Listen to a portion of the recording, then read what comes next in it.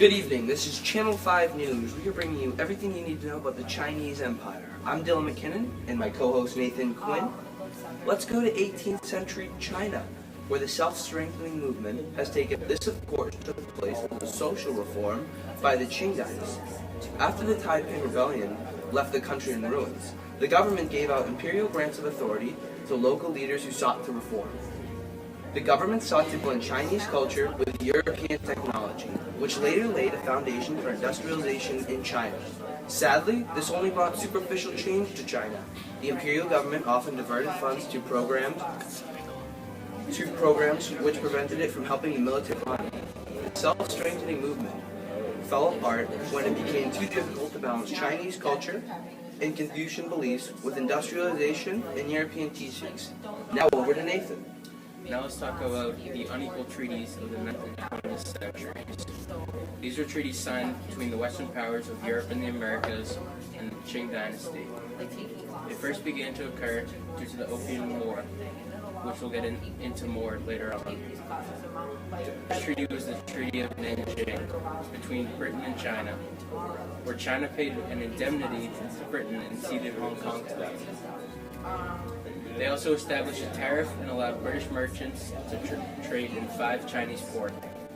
Next came the British Supplementary Treaty of the Bone, which allowed British citizens the right to rule their own councils and excluded them from Chinese law.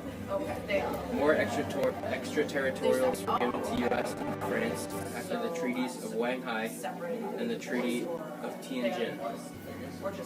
Lots of Chinese land was lost to Russia and Japan after the treaties of Agun and Shimonoseki, as the land north of the Amur River, Taiwan, and the Penghu Islands were forfeited. All of these treaties were one of the factors that led to the Boxer Rebellion. So let's throw it over to sports with Bilal to give us some information on that. Thank you, Nathan. Let's talk about sports. The Boxer Rebellion started in the 1900s as a society of righteous and harmonious fists. The SRHF first led attacks on Christian Chinese and foreigners. The rebels performed Hellenistic rituals and martial arts that they believed would give them the ability to withstand bullets and other forms of attacks. The Westerners referred to these rituals as shadow boxing, leading to the Boxers' nickname. The Boxers laid siege on Beijing, where the Qing Empress Duanger from 1835 to 1908 declared war on all foreign nations with diplomatic ties to China.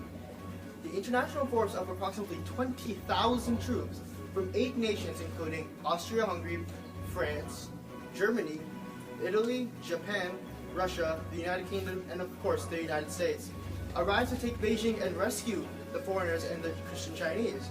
The Boxer Rebellion formally ended with the signing of the Boxer Protocol on September 7, 1901. However, the Opium Wars also radically changed China. Suji, great news.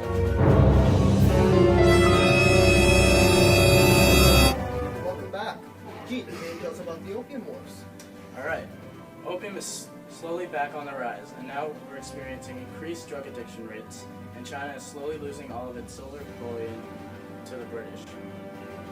Masked by the prospering opiates in this country, we have blindly run dry of our currency, leaving us vulnerable to the wills of those European merchants. It all started when the Qianlong Emperor attempted to restrict European trade by forcing merchants to only be able to trade through Chinese Kohan systems, which were expensive licensed firms. This evidently backfired as the British East India Company introduced opium into our waters as an alternative to the silver bullion in order for them to obtain Chinese goods. What began as an import of 4,500 chests soon grew to 40,000. Not only did this stir our economy, it blindly ran our reserves dry and left us as a nation of addicts. Sadly enough, our authorities did nothing about it. Along with that, the corrupt officials that we have elected benefited off of these bribes that they received. Luckily enough, Lin Zexu stepped in and tried to put an end to this mess by conducting raids and confiscating and destroying the chests.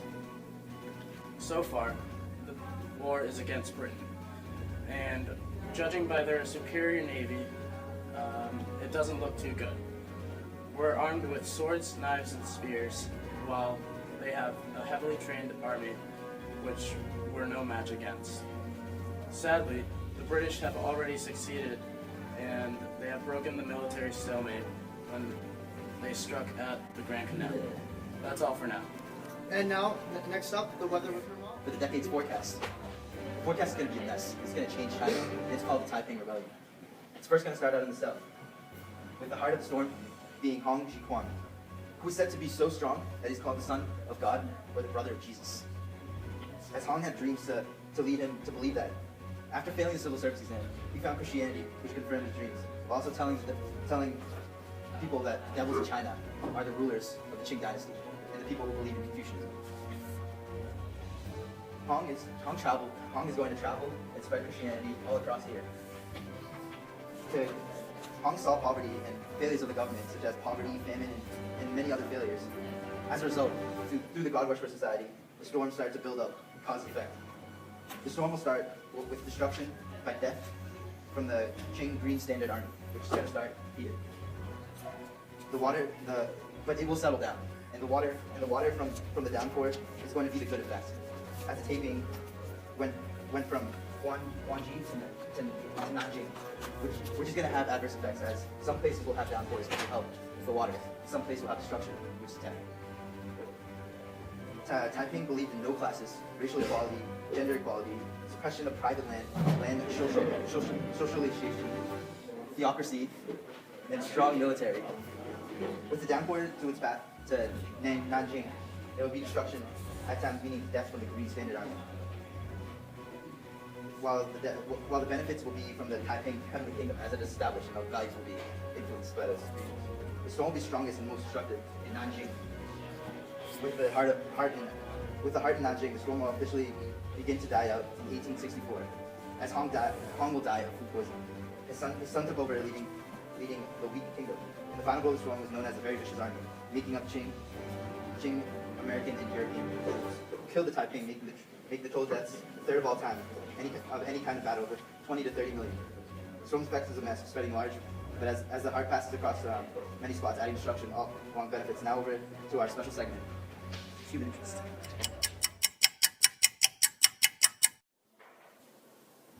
Hello there.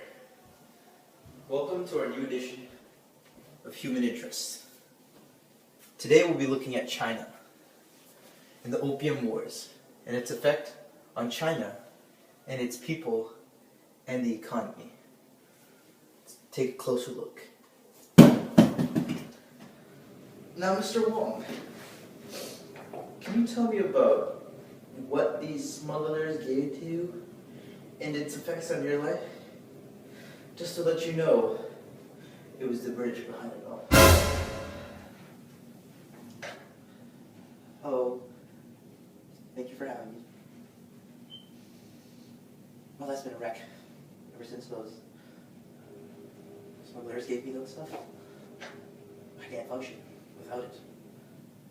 Some smugglers told me that it was medicine for my sickness, though they ripped me out of my money, and my family left me. And now, I'm a wreck. Now, they gave me this flower called opium, and now you're telling me it was the British? Well, I know one thing for sure. It will ruin China. That's one thing. That's my story.